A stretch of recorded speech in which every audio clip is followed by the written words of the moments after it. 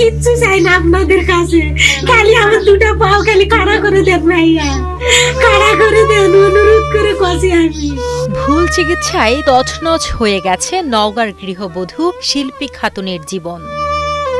হারিয়েছেন হাঁটার শক্তি, হারিয়েছেন স্বামী, সংসার সব। সিজারিয়ান অপারেশনের পর পুরো জীবন যেন শেষ হয়ে গেল এক সময়ে সুস্থ স্বাভাবিক শিল্পী খাতুনের। আমার দুটা পাও খালি আমার কাড়া করে দেন ভাইয়া, দেন। তুমি আমি চাইছি কেউ কিছু করা পায় নাই, কিচ্ছু করে নাই আমার, খালি আমি খালি জ্ঞান কাছে। গেল ৩০ মার্চ জেলার পত্নীতলা উপজেলার হলি ডায়াগনস্টিক সেন্টারের চিকিৎসক দেয়ান সবুরের কাছে সিজারিয়ান অপারেশন করান শিল্পী। তারপর থেকেই কোমরের নিচ থেকে দুপায়ের শক্তি হারিয়েছেন তিনি। প্রসাব পায়খানা সবই করতে হয় বিছানায় শুয়ে। এমন অসময়ে ২ সন্তান ও স্ত্রীকে ফেলে পালিয়েছেন স্বামীও। আমি অপারেশন করার আগে আমি সুস্থ ছিলাম, অপারেশন করার পর আমার কোমর থেকে পা পড়ে গেছে, আর হাঁটতে পারি না আমি।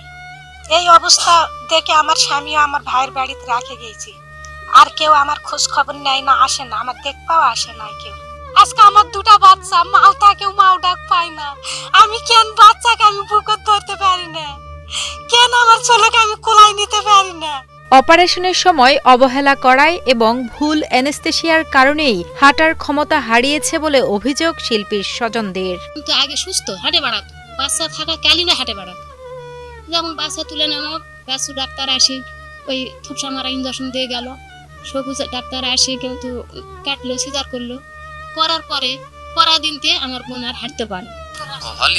হলির চিকিৎসা করানোর পর আমি চিকিৎসা যখন আমার সঠিক হয়নি, আমার রোগীর অ্যানেস্থেসিয়া ইঞ্জেকশন করানোর পর ওই কোমর থেকে যখন না উঠতেছে, তখন আমি রাজশাহী নিয়ে গেছিলাম মঞ্জুরুল স্যারের কাছে।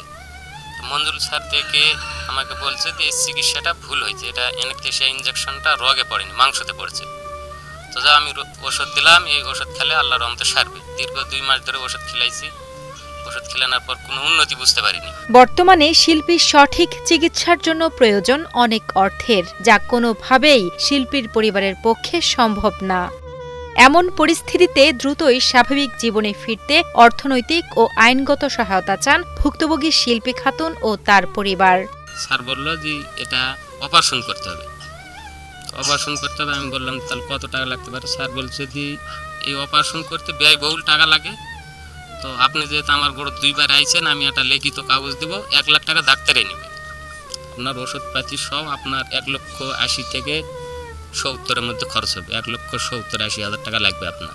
টাকা ব্যবহার পায় না আমার বেটারাও তো জেলা আসলে সেরকম ব্যাপারগুলো দেখে শুনে, আর আমার বেটারা দিন করছে দিন খাসি, আমার গরু নাই বকরি নাই কিছু নাই, দিন করছে দিন হারা খাসি, কেম করে হারা চিকিৎসা করবো। শিল্পী খাতুনের এমন দুরবস্থা ও ভুল চিকিৎসার খবর আঞ্চলিক গণমাধ্যমে প্রচার হলে স্থানীয় সাংবাদিক মাহমুদুন নবী ও রবিউল ইসলামকে সন্ত্রাসী কায়দায় তুলে নিয়ে নির্যাতন চালানোর অভিযোগ ওঠে ক্লিনিক কর্তৃপক্ষ ও অভিযুক্ত চিকিৎসক সবুরের বিরুদ্ধে।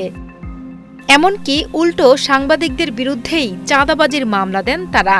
আমাকে 4 স্টল থেকে সিটি ডায়াগনস্টিক সেন্টারের ভিতরে নিয়ে গিয়ে বেধড়ক ভাবে শারীরিক ও মানসিক নির্যাতন করে। শুধু তাই নয়, তারা আমি সাংবাদিকতা করব না মর্মে তারা একটি নন জুডিশিয়াল ম্যাজিস্ট্রেটের স্ট্যাম্প একটি স্বাক্ষর নেয় এবং ফেসবুক লাইভে নিয়ে আসতে বাধ্য করে যে আমি সাংবাদিকতা করব না মর্মে। বুঝে ওঠার আগেই তারা মোটরসাইকেলে চলে আসে, এসে আমাকে বাসা থেকে নিয়ে যায় ক্লিনিকের সিটি ক্লিনিকে নিয়ে গিয়ে রুমে গিয়ে নির্যাতন করে সেখানে বলে যে সাদা স্টাম্পের উপরে সই করো, যদি তুমি সই করো তাহলে তুমি বেঁচে যাবা, তোমার নামে মামলা হবে না, আর তুমি এটা বলো যে সবার সামনে যে কোনোদিন আর সাংবাদিকতা করবা না, সাংবাদিকতা একবার ছেড়ে দেবা তুমি। এ বিষয়ে হলি ডায়াগনস্টিক সেন্টারের মালিক নাজিমউদ্দিন বাবুর সাথে মোবাইল ফোনে যোগাযোগ করা হলে তিনি বিষয়গুলো সম্পূর্ণ অস্বীকার করেন। আপনারা সত্য নয়, আমিও শুনেছি, আপনি যেরকম ভাবে শুনেছেন আমিও শুনেছি।